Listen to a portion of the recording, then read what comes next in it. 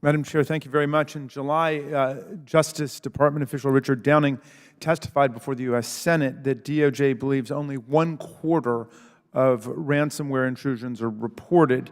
At this rate, the government is missing crucial information that it could use to help ransomware victims and deter future attacks. But for victims who do want to report a ransomware attack, the guidance on who to report to is not exactly clear or efficiently organized. For example, if I'm the victim and I visit the FBI's website to report it, I'm encouraged to take one of 3 steps. I can report the ransomware attack to my local FBI field office, submit a tip through the FBI's tip portal, or report it to the FBI's Internet Crime Complaint Center, or IC3.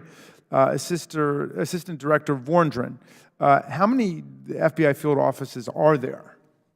Sir, there's 56. 56. So if I'm the victim of a ransomware attack, there are potentially 58 different points of entry to the FBI to report the attack, counting the online portals. Now, if I visit the website stopransomware.gov, which is supposed to be the one-stop ransomware resource, I'm advised that I can report not only to these 58 points within the FBI, but also to CISA or the Secret Service, which has its own network of field offices too.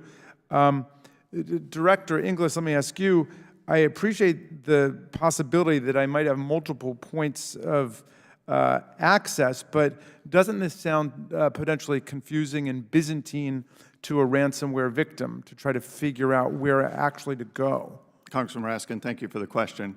I admit that if those were independent entities, it would be confusing. There would be too many opportunities and you wouldn't know that it got to the right place at the right time. Our job on the government side is to ensure that if you've told one of them, you've told all of them. CISA, FBI, the Secret Service routinely coordinate the information that they receive, and we've established something called the Joint Cyber Defense Collaborative, where that information is synthesized and pushed out to a much broader population. All right, good. Well, I want to pursue that point. When CISA receives a ransomware report from a victim, does it automatically share that information with the FBI or the Secret Service, Mr. Rales?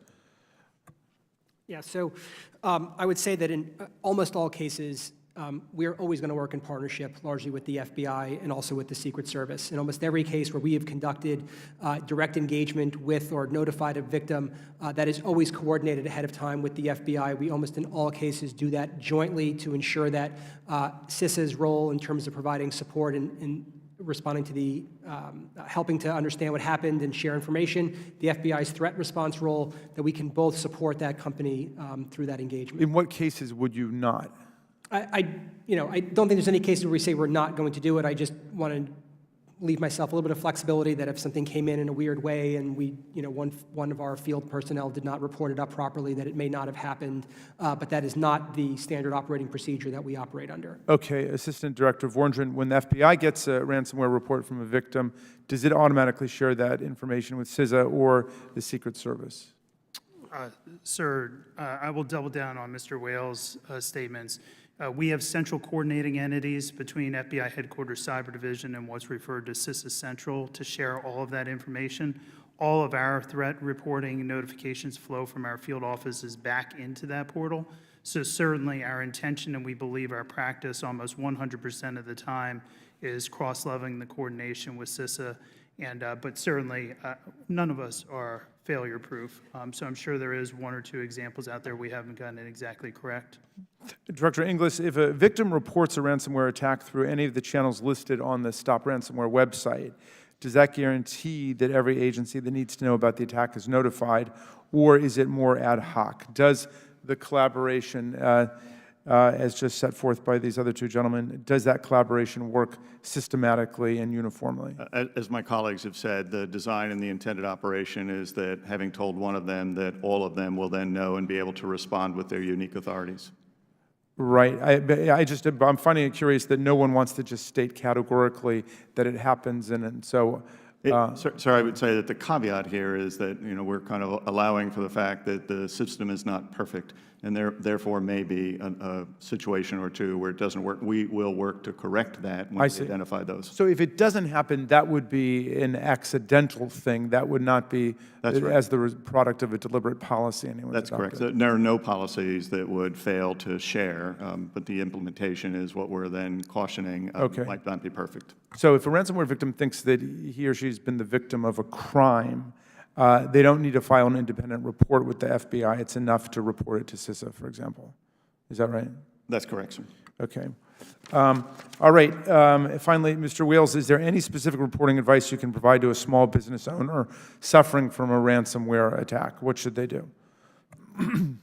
Sir, we actually worked with the multi-state ISAC to release a ransomware guide last year. It was designed for state and local governments, but it is very applicable to small and medium-sized businesses, and it actually goes through kind of a checklist of what to do ahead of time, how do you better protect yourself and prepare for ransomware incidents, and then goes through, my last remembering looking at it, maybe like 19 steps that you should undertake if you have a ransomware incident, including kind of understanding what happens, isolate your network to the extent you can, when you should turn off devices, who you should call, kind of works through the steps as someone who has been a victim, what they should do, and how they should potentially engage with an outside firm who can potentially help them, reach out to the government who could potentially offer some support.